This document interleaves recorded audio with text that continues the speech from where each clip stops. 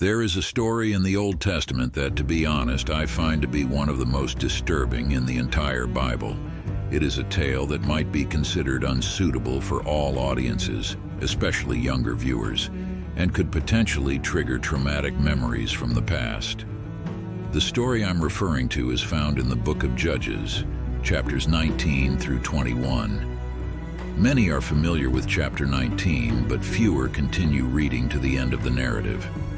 I believe this story, though troubling, holds important lessons for us all.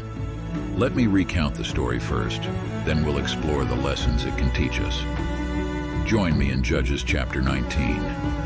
It begins with these words: "In those days when there was no king in Israel, a Levite living in a remote area of the hill country of Ephraim took a woman from Bethlehem in Judah to be his concubine." Understand this: a Levite man from the north acquired a woman from Bethlehem in the south to be his partner. The story continues with the woman being unfaithful to him and returning to her father's house in Bethlehem, where she stayed for 4 months. The Levite, wanting to reconcile, travels south to Bethlehem to bring her back. The woman's father is very welcoming, insisting that the Levite stay several times. Each time the Levite prepares to leave, the father persuades him to stay another night. Eventually, the Levite insists on leaving, and he and his concubine begin their journey back home. As they travel northward, they approach a city called Jebus, which is Jerusalem today. But the Levite decides not to stop in a foreign city. Instead, they continue to Gibeah, a town in the territory of Benjamin. Upon arriving, no one offers them hospitality, a significant breach of cultural norms at the time. Finally, an old man invites them into his home for the night. While they are enjoying themselves, some wicked men of the city surround the house and demand that the old man send out the Levite so they can assault him. The old man pleads with them not to commit such a vile act, and instead offers his virgin daughter and the Levite's concubine. In a tragic turn, the Levite sends his concubine outside, and she is horrifically abused throughout the night. By morning, the woman returns to the house, collapsing at the doorstep, where she dies. The Levite finds her there, and in his grief and anger, he takes her body, cuts it into 12 pieces, and sends each piece to the tribes of Israel to demonstrate the atrocity committed in Gibeah. The tribes of Israel are shocked by the heinous act and convene to address the crime. What follows is a tragic civil war between the tribe of Benjamin and the other tribes of Israel.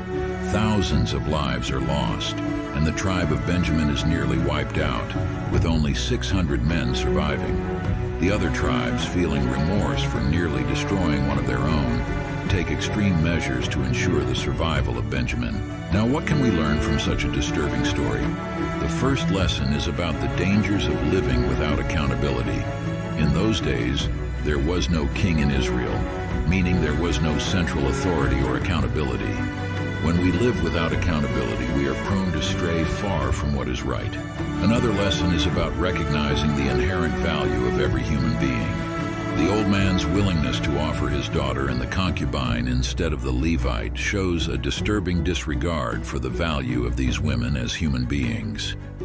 We must always remember that every person bears the image of God and deserves respect and dignity. A third lesson is that the further we stray from God, the more likely we are to engage in behaviors we would have once found unimaginable.